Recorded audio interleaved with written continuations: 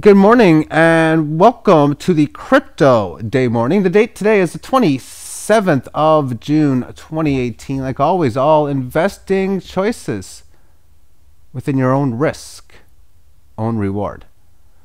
Within the Bitcoin single hour time frame, we've seen a lot of these sideways actions. Not so much here, but yeah, in this one there's sideways movements, but more so when you look at how you have this move and it just does this.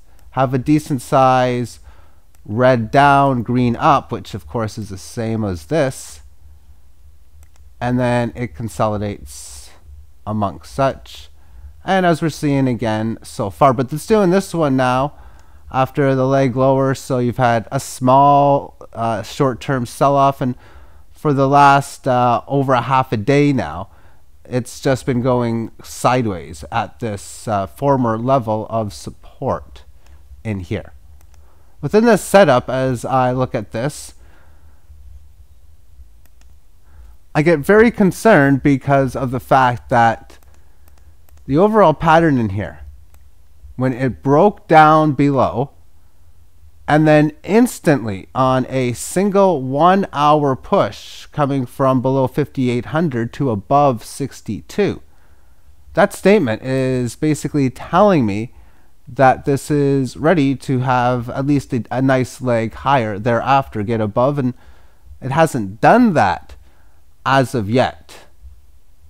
But because this level of resistance has been established for quite some time, it makes it strong if it's able to hold, manage to make a move above it, and then maybe it can make a run up towards this line near the 67.25 area. But you see the old situation. You're in a bear market, which we've been for quite some time, and we have the price action going down over and over and over again. 6,000, of course, the big support level that if it falls below can make a move towards that 3,000. And this is the area in which if weakness comes in and yet another level of support gets taken down, we could have continuation grinding its way down lower. Something like that would look like, say, SYS against Bitcoin, where it just keeps going down and down consistently, as we can see in an example here. From its April highs, the price action has retraced well more than 60% lower, and that's against Bitcoin.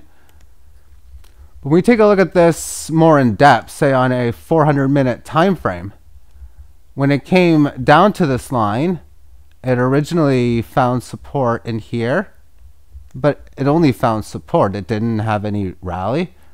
It stayed there for about a little over half a dozen periods, but then it would eventually have a leg lower, and then from that point on resist this level. And since this final move has taken place, what we have seen is that it has resisted the support from a little after June the 11th. It's just hanging in there within the 18 average amongst this, and you can see so just barely over the last 3 periods. And when I see momentum going lower, and I'm seeing, okay, Bitcoin 6,000, Bitcoin 59, and so on and so forth, then there's a lot of reason for me to believe high volatile down moves are going to continue thereafter.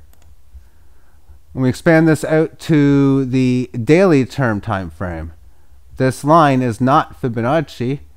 It just happens to be where that key area happens to be on its early February lows.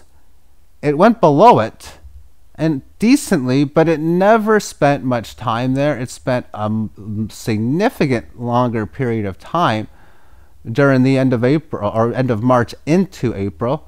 And of course, now resisting such a feat that, to me, by the book, technical analysis is if you come down to a level like this on a third time and you barely break below this level and you're just hanging in there, resisting this previous point, and you see it as it is, that you resist that point, you have that red candle down and then just a few days going sideways to this declining band.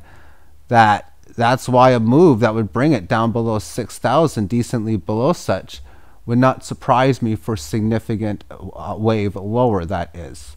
We take a look at this even more further. Let's take a look at this on the 60-minute time frame, but let's go back to each period. So what I'm going to do first is show you what the 60-minute time frame looked like on the February lows. And then again here, we've already seen the 60-minute on this point in here, how it has resisted this line.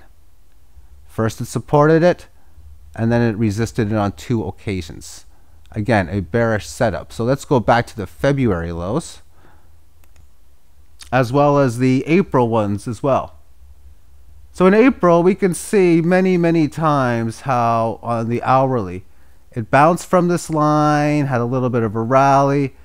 It had 1, 2, 3, 4 short-term tests of the support area. It never gave in, because the rally after this would eventually move up to 10,000.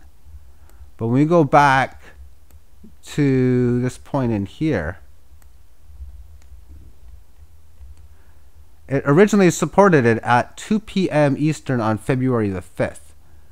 But it only spent from this point to this point about under 1 day within a range amongst such. Of course, there was a lot more volatility, but when you look at market dynamics and you had your original high volatile correction, it is not a surprise that each time you go there, you get the lower volatility that comes in with the nature. So I will be looking on any decline for the possibility of a failed breakdown, which I would suspect would bottom somewhere amongst the 5,000 area.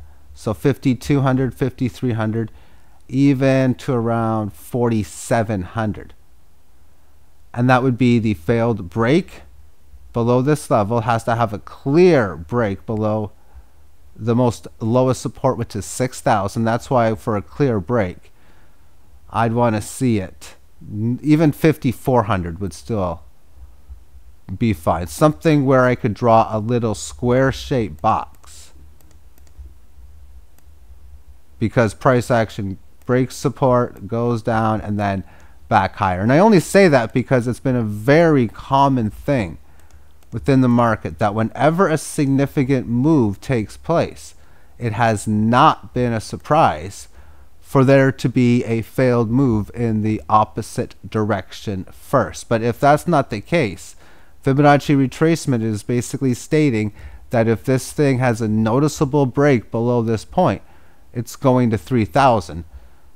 And there's a lot of work still left to do in reversal of trend, as it has to not only get past this correctionary phase, meaning above the 18 average of highs, have it flatten out and go sideways, but then continue momentum.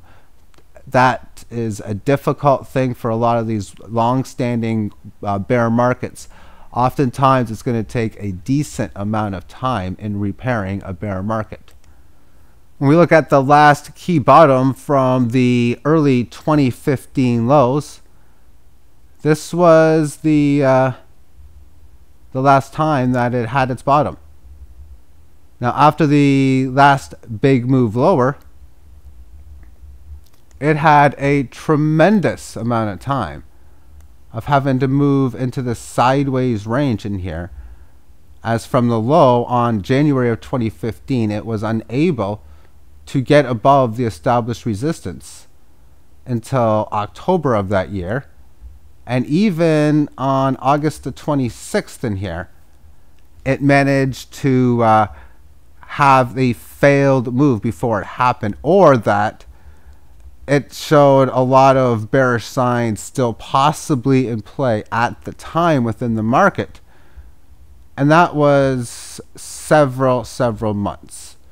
So I'd like to thank you for tuning into today's video, and have yourself a great day. Bye-bye.